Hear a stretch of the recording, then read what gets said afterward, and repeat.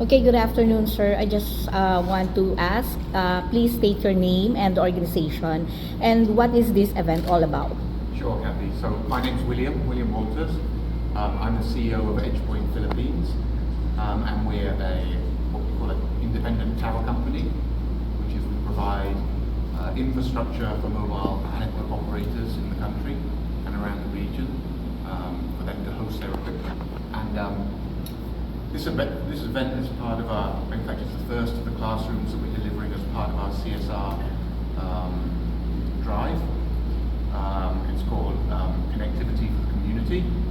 And the reason we're doing this is, obviously, we're in the communications space as a passive infrastructure provider. And to us, it's very important that we sort of walk the talk of when we talk about digital equality and digital equity within the region, particularly in the Philippines, where we see, obviously if you're living somewhere like Manila, there's relatively good connectivity, but when you move outside into the provinces a little bit more, we see pockets where there's no connectivity, or perhaps there's no meaningful connectivity, so you have a little bit here and there.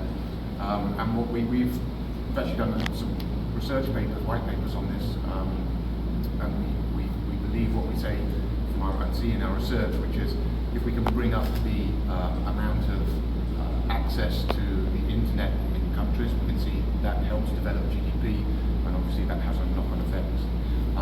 So specifically for this project, though, it's really focused on education. There's a number of things you need to have if you want to bring digital into education. One is the infrastructure, the communication infrastructure, but we also believe students also need the right equipment, the access to the right equipment, and the right skills to use that equipment. So this is just our way of doing something that we really believe in. Mm-hmm. And it's the first of hopefully many to come. Okay. Why did you choose Southville 8B National High School? Yeah, so we were working with our partners, right, Habitat for Humanity, and they have various contacts. So from our side, it wasn't a specific reason to pick this location, but Habitat sort of brought them forward because they've been working with them on the project. So that was really through the partner that we took that choice.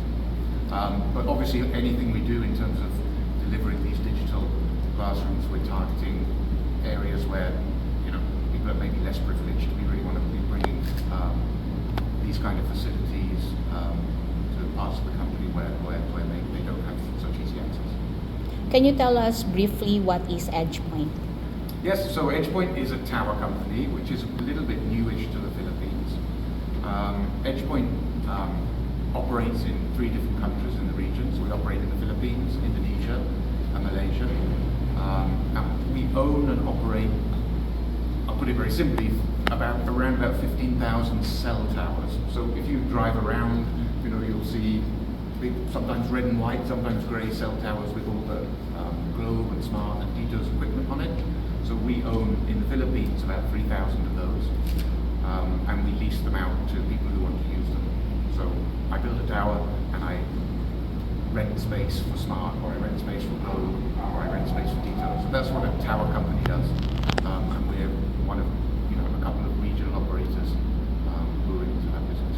What will be the benefit of having EdgePoint, the presence of EdgePoint, as the you focus on the cell sites of telecommunications? Yeah.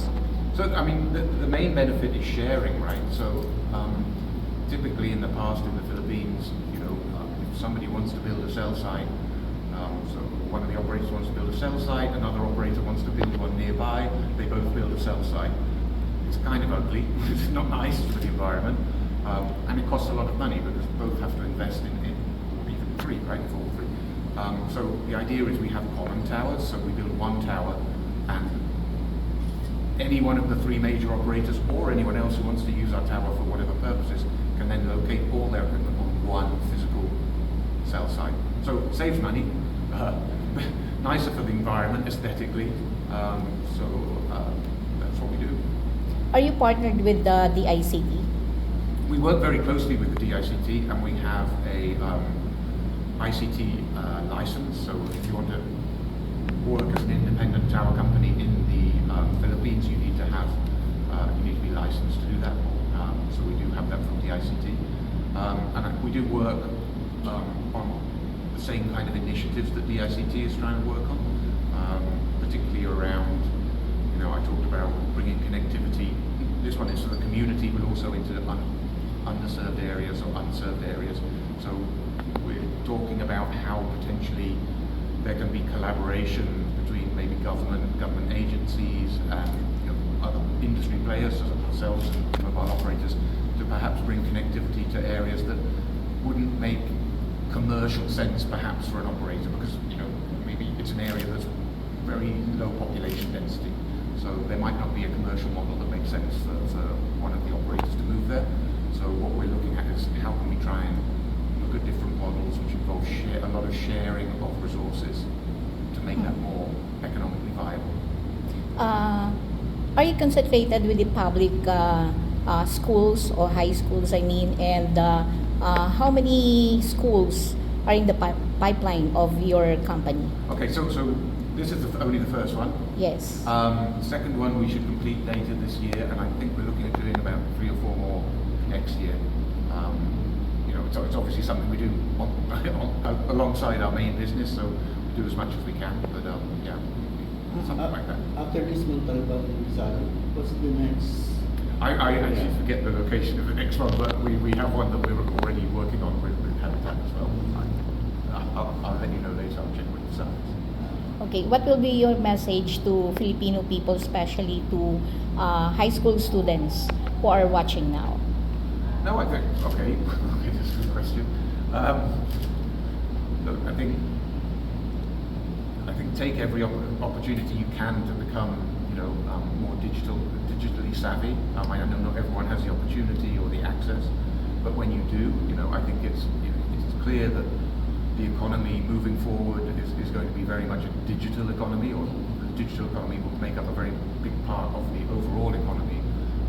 So there will be lots of opportunities in there, whether that's very sort of down-to-earth bits and pieces like driving a delivery bike, right, and working an app, but that's one thing, or whether you're going to go on to be, I don't know, some data scientist or something like that. But I think there's, in my view, everything will have something to do with digital as we move forward, right? So study hard.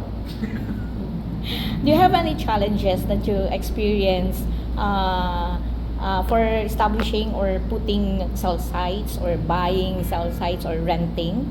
Yeah. What is that? So I mean, the biggest ones are around building new cell sites, typically. Yeah. There's a lot of paperwork and permitting in the Philippines that we need to get done, which we've worked. And what we have had is some very constructive meetings with ARTA as well. So ARTA are working with DICT to try and streamline that, and they've done some already, which I was first in the Philippines around 2019 and seen some big improvements. I think there's still a long way to go, and we all know it, right? And that actually links to digital a bit as well, right? So one of the initiatives I think is that DICT and ARTA are looking to digitize all the permit application, right, on a single one-stop shop type portal for the LGUs. So again, it's digital, right? So everything's digital. So those are challenges we have. We also have, getting grid connected takes quite long, mainly because of the demand on the co-ops and power providers. So that's another challenge, but we work with it. And then of course there's geographical type problems, right? Which mountains, rivers, lots of rain when you don't want it, and too much sun when you don't want it. So it's quite extreme. But those are the kind of challenges we face. Yeah. Last, do you have any message to telecommunication companies in the Philippines who are already present in the Philippines? Yes, give us more business. That'll be one if they're listening. No, I think, joking aside, I think driving what we call in the business co-location, so meaning more than one operator on one tower. So we're looking for the mobile operators in particular to fully adopt and embrace that model. They're starting to already, but it's quite new. But we passionately believe it's the way to go. It makes sense. It makes good business sense for us, of course, as a telco, and it makes good business sense for them because they reduce their overall cost because you're sharing infrastructure. So I guess it would be, don't be frightened of the model. Let's embrace it fully and move forward together. Yeah. Okay, thank you. You have any other questions? Sir, you have any plans of partnering with Globe and Smart? Any plans of what, sorry? Partnering with Globe and Smart. So we do already. So we work closely with all the telcos, so Globe, Smart, Dito. They have tendencies on our site. Obviously that's growing over time. We're relatively new here. We only started in 2022.